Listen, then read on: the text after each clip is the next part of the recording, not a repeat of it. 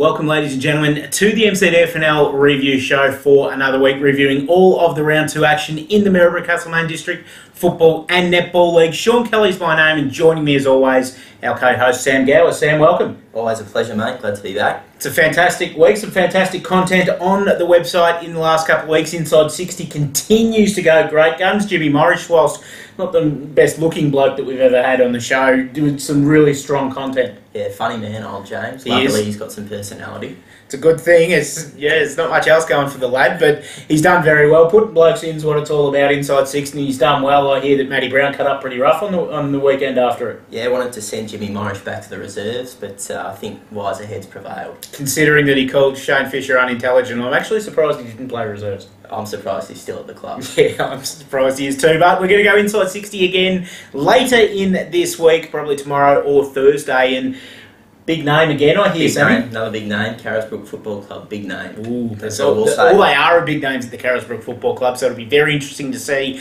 what happens in that space later this week. But let's talk footy now, Sammy. Let's talk Anzac Day footy, and what a night it was at the Trentham Football Club. The lights shone brightly, and that's no word of a lie at all. I came around the corner, heading just about into the ground, and all of a sudden I was blinded. You're swearing at blokes to turn their high beam off on the car. But it wasn't a car, it was the footy ground. Fantastic facilities at Trentham for their first ever night game, and victorious for them as well, as they got their first 4 points of the season, 15-8-98, defeating the Rovers 13-11-89. Coach Clayton Scoble kicking 5 goals for the Saints, 2 each to Drew, Wicker, Trainer and Whitehouse. For the Rovers, Dion Hedger kicked 3, Brad Fraser and Graham Kennedy kicked 2, as did Marcus Forbes in his first game for the club. Best players for Trentham, Trainer, Whelan, Gray, Hoffman, Wellings and Scoble. And for the Rovers, Popovsky, Hedger, Smythe, Ryan, Fraser and Goreski. Fantastic game of footy, and it was one where the Rovers just kept on coming. 10 minutes to go in the fourth quarter, in the final quarter. Trentham were 4 goals up, and it was a game where we were starting to think Trentham may get away with 6 or 7. The Rovers bring back the 9 points. They were great. Dion Hedger really gave them the target, especially late in the game as well. And look, they've improved. There's absolutely no doubt about it. Yeah, even though they didn't get the points, Rovers would be really happy with this result, I think, Shaun. And like you said, Dion Hedger back into the side for him. 3 goals, bit of height around the ground, target to kick up forward. Just shows that one player can make a difference for him. Marcus Forbes gives him a lot of height as well. Obviously a player that's played some high-level footy before. He came over with Scott Sellers, has played in the Vic Country rep side as well. Scotty's got him over with that. So once he gets used to the place and used to the lay of the land up at Rovers, he's going to make a bit of a difference as well. But great day by Trentham. Clayton Scoble was fantastic. There's no better superlative. He willed his team over the line on the weekend. I like what I saw out of young Callum Wellings playing in his first senior game, and Luke Whitehouse has just got that X factor and did some very nice things up forward. Yeah, Whitehouse was really good for the Saints last year, and hopefully he'll have a big year for them again. Moving on, Newstead taking on Avoca at Camp Reserve. This game was played at Newstead. Made their quasi-home ground feel like home with a pretty hard-fought win in the end against Avoca, 17-13, 115, defeating Avoca 9-4-58. I had to check 3 times to make sure this was correct when it first came through. 11 goals to Mark Ramsey. Rambo, what are you doing? You're a defender. Instead, he snuck forward and almost bagged a dozen. 2 also to Ethan Ford. For Avoca, 3 to Brad Schultz and 2 each to Carter Kennedy and Reece Walkley. Best players for Newstead, Ramsey, Kroll, McNabb, Devereaux, Tanner and Adam Hunter. And for Avoca, their better players, Nenkevel, Kennedy, Wiltshire, Carter, Bucknell and Brad Schultz. Great win by Newstead. What's Rambo doing at that end of the ground? I don't know, he snuck forward the last couple of weeks and dobbed 11, pretty good for a centre-half back. I reckon so as well. I suppose, as we spoke about last week, having now the options defensively to be able to swing Rambo forward when they need to is a luxury that Newstead have this year, and was able to get them going on the weekend. Yeah, they're in pretty scary form at the moment, Newstead. A couple of big wins to kick things off, and I think they're a genuine threat this year. Yeah, they are indeed. Match of the round it was billed at on the weekend, and certainly lived up to all expectations. Campbell's Creek taking on Talbot up at Creek, and it was Campbell's Creek 13-7-85, defeating Talbot 10-11-71. Joel Smith kicked 4 goals for Campbell's Creek. James Helweg into the side kicked 2 goals, as did Josh Hutchinson for Creek. Trent Barris kicked 4 for Talbot. Matthew Whiteman kicked 3, and Josh Parsons kicked 2 for the Hawks. Pollock, O'Toole, Joel Smith, Berryman, James Bogue and James Helwig, the better players for Campbell's Creek. And for Talbot, their better players, Gilmore, Griffiths, Heathcock, Smith, Kemp and Trent Barris. Great win by Creek.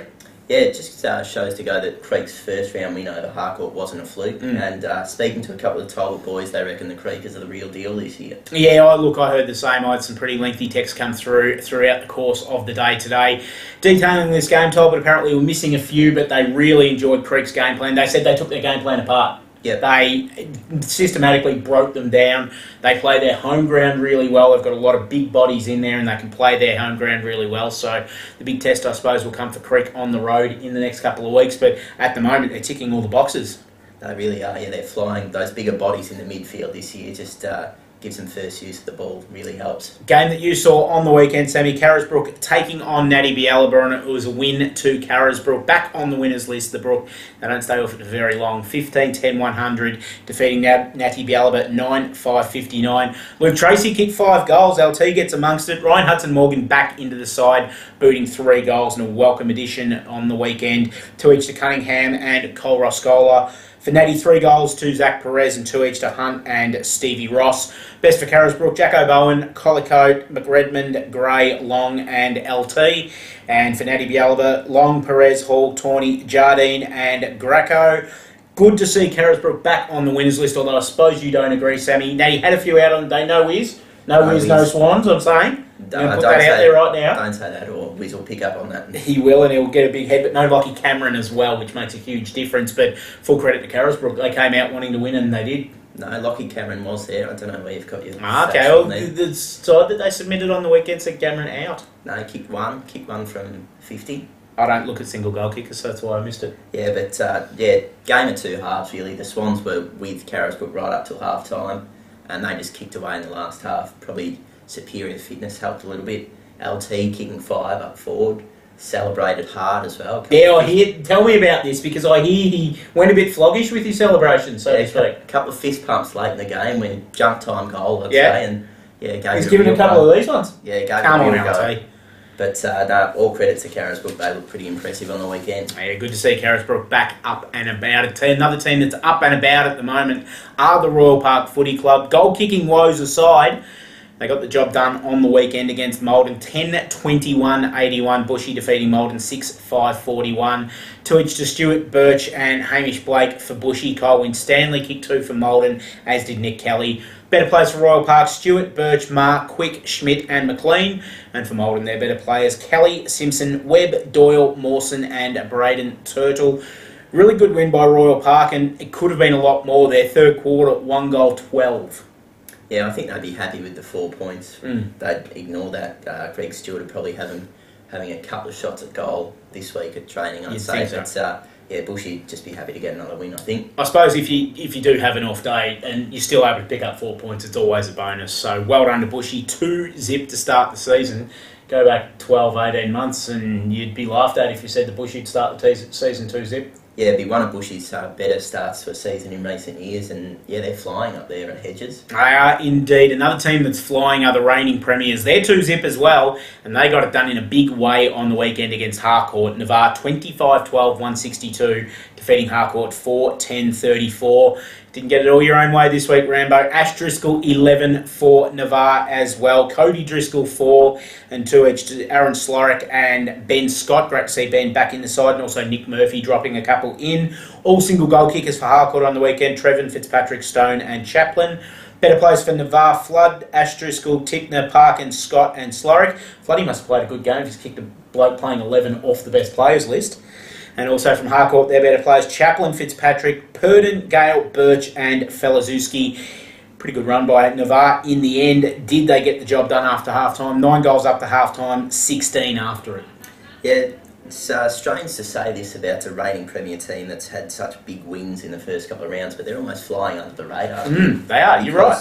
Yeah, blokes are sort of focused on these teams that are on the rise, and Navarre just keeps getting the job done. 11 goals to Ash Driscoll's pretty impressive. Not a real big forward, but pretty smart round goal and very good overhead. Yeah, he is indeed. And the last round for the weekend, Lexington taking on Denali. The last game for the round, I should say. Lexington taking on Denali.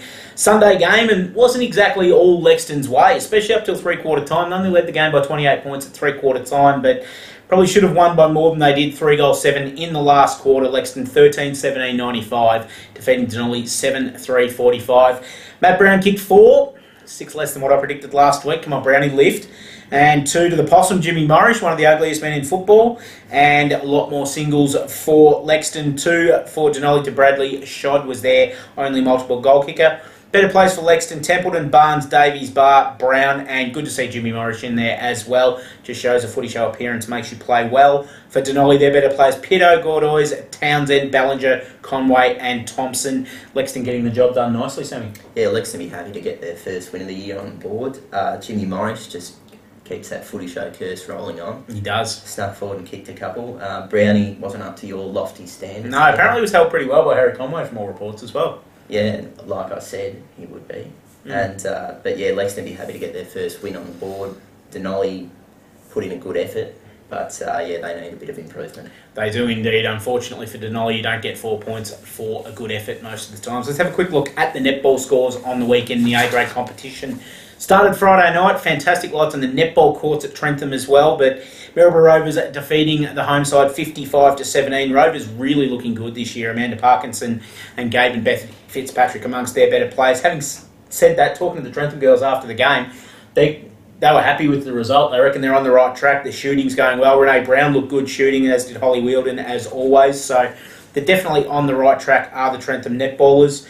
Newstead 48, defeating Avoca 39. Newstead getting their first points for the season. Alex Dempster, 29 goals. Jess Deneef and Jess Cameron amongst their better players. Good win by Natty Bialaba, 45-17 against Carisbrook. We thought Natty might have been a touch shaky watching them against Avoca the other week, but not happening at all. Sherelle Martin and Ash McClelland amongst their better players. Sheridan Byrne, the reigning Norda Tracy medalist, the best player for Carisbrook. Upset of the round, Royal Park 37, defeating Malden 34. Not too many of us saw this one coming. Great win by Royal Park. Kirby Postel and Alicia Hovey amongst their better players on the weekend. Navarre 53, defeating Harcourt 31. Again, we spoke about Harcourt being the unknown quantity last week, and they didn't do a bad job against the reigning premiers, who had 2 of their stars, Jess Williamson and Jess Parry, firing on the weekend. And then on Sunday, Lexington defeating Denali 31-12. Great win by Lexington. Julia Coates, Rachel Phelan amongst their better players. Ash Lyric back in form for Denali, along with Sophie McQuinn.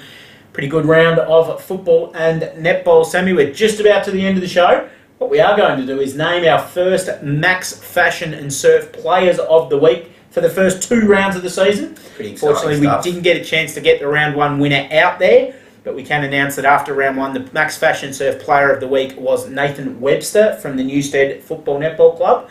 And from this week's action, you can't go past a bloke that kicks 11 goals unless someone else kicks 11 goals as well and doesn't have a teammate that won the award the week before. So the round 2 MACKS Fashion and Surf Player of the Week from the Navarre Football Club, Ash Driscoll. Congratulations to both Nathan and Ash. $50 vouchers from MACKS Fashion and Surf coming your way, gentlemen. We'll make sure we get those to you, and you can pick up some pretty good kit for $50 at MACKS. You can, they'll be looking good, the boys. They will indeed. Speaking of looking good, we're out for another week. That's us done for the preview show for another week. We'll be back later on in the week in fact, that's us done for the review show. We'll be back with the preview show later on in the week, Thursday, Friday, as we look at all of the round 3 matches this weekend in the MCDFNL. Until then, enjoy Inside 60, and we'll see you again later in the week.